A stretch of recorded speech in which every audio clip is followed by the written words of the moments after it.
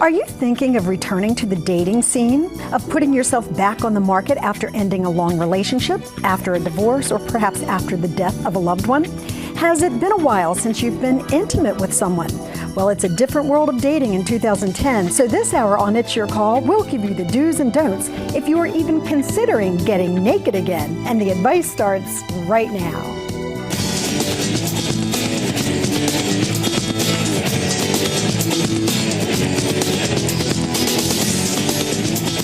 Hi there, everyone. It's great to have you along for the ride as we tackle the subject of getting back into the dating scene, especially if you are what we are calling a mature dater. I'm Lynn Doyle, and I have to admit it's been a really long time since I dated anybody.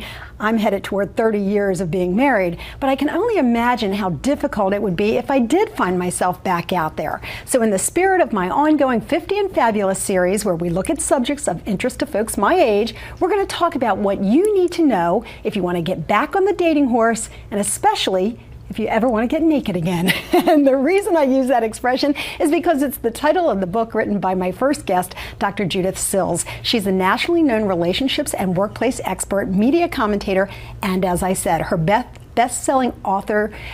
She's the best-selling author of the book called Getting Naked Again, Dating, Romance, Sex, and Love When You've Been Divorced, Widowed, Dumped, or Distracted. So we've got you all covered. Dr. Sills, great to have you with us. Nice to be here. I have to tell you that the title of your book, Getting Naked Again, caught my eye immediately because I think probably for anyone who's getting back on the dating scene, that's their biggest fear. Am I right? That's the thought could keep you married another 20 years, whether you wanted to be or not. Because before you do this, you think, I could never. I never could, I never would, and I don't want to see anybody my age naked either. And it's not just my body.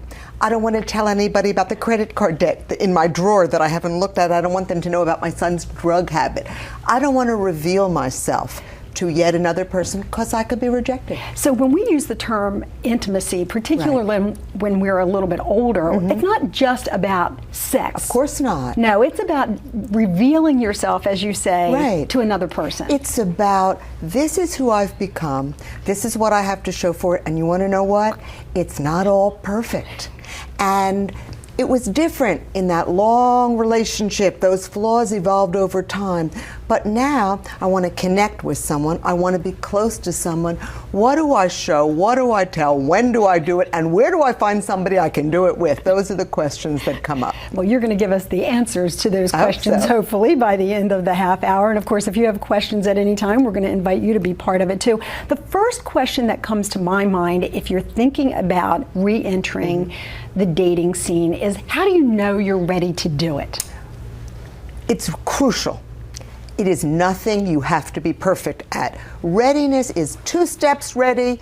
I want to get out there. I think I look fabulous. 1 step back to, don't make me do this. I'm crying in the car. So people often describe, I went to a singles event or I went out on a date. I felt wonderful. Halfway through it, I thought, oh, I hate this. That's okay.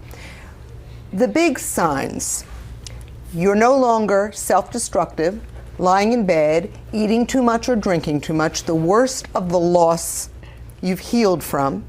You are no longer focused on revenge thoughts. You can hear about, he was at the soccer game with the new person, and you're no longer saying, what's her hair color? What were they talking about? You're able to see something more about your life, and maybe you've made a change in your life. Maybe you moved the furniture. Maybe you threw away the old clothes. Maybe you lost the 10 pounds, which is the big plus of divorce, the divorce diet. And that is a big plus. Is it?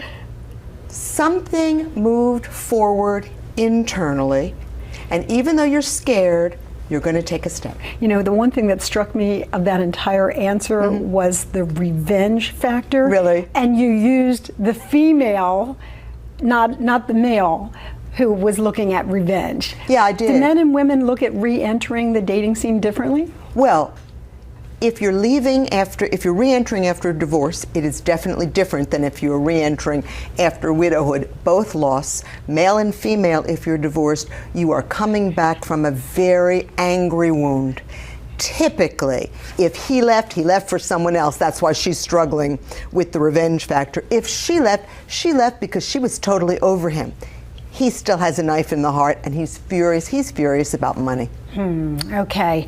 Furious about money and having to share it? Oh. It's a phase. You go back to dating after a divorce after what you feel is a failure, and that hurts. And the next 5 people you meet, you may be blurring who they are a little bit. Okay. But there's always person 6. You'll get there. Let's see if our viewers can tell us whether you've been 1 through 5 or if you're that number 6 on the dating scale. We're going to get your comments in just a moment. But first, joining us is Ruthie Weisberg. She's a journalist and a pop culture commentator. As you know, she's a frequent guest here on It's Your Call. Her website is ruthweisberg.com, and she is over 50 and dating. Well, yes, I'm out there. I'm putting myself out there. I am in my juicy, want to have fun stage. I am like Madonna and like Vanessa Williams, twice divorced, and proud of it. There was a time when I would hide behind that. I didn't want to reveal too much. Now I'm very, very proud of that, and I'm saying, you know what? I moved past a bad situation, and I'm a lot better for it. So I have healed emotionally, and I'm ready. I am not looking for a husband right away. I'm not looking for a baby daddy. I'm not looking for somebody's furniture, money, kids. I want to go out and have a good time. I want to enjoy myself.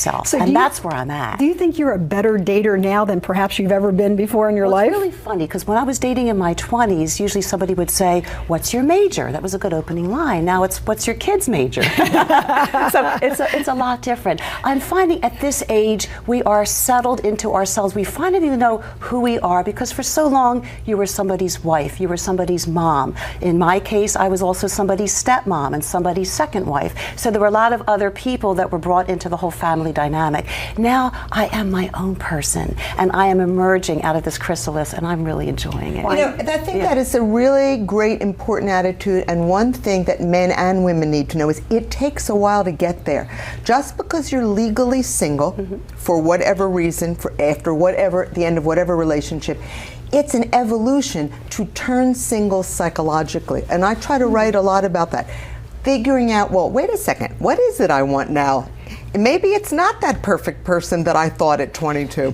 Maybe I don't have to have my mother's approval now. Maybe the person doesn't have to be that age or that religion. You are coming into your own. Maybe I could please myself. Yes. It's a whole different thing. All right, on that note, we're going to invite our viewers to be part of our conversation. We want to know if you are back out there dating after a long absence, and if you find yourself in need of dating advice. I'd like to know what your biggest fear is, and do you have experiences that maybe you could share with our other viewers? I mean, that's how we all learn, by listening to other people. So maybe you'd like to do that. If so, email me right now at lynn@lynndoyle.net, and be sure to let us know that you're enjoying It's Your Call on the network that you're watching. You can also find me on Facebook, MySpace, and YouTube.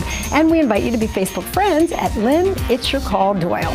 We have to take a quick break, but when we come back, we are going to hear from some of our viewers about your dating experiences, and we're going to get a different perspective, one from the male's point of view, when we come back.